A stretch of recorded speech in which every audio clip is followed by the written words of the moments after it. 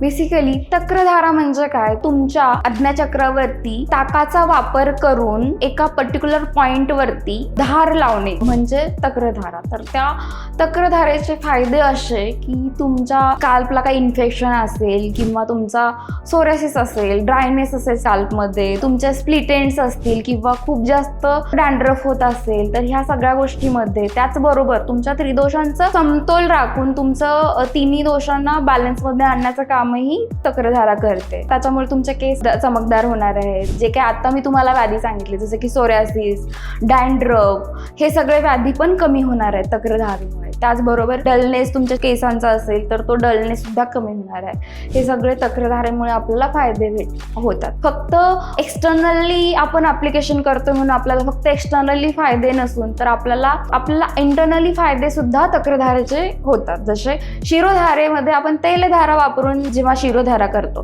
तेव्हा त्याचे जसे वातदोषावरती समतोल राखून वातदोषाला कमी करण्यासाठी त्याचा वापर होतो, त्याच पद्धतीनं तुमच्या तक्रधारेमध्ये तक्रधारेचा फायदा हा असा होतो की तुमच्या पित्त दोषाचं बॅलन्स करणं किंवा पित्त दोष तुमचा ॲग्रिवेटिव्ह झाला असेल तर त्याला कमी करणं हा एक त्याच्यातून साध्य होतं.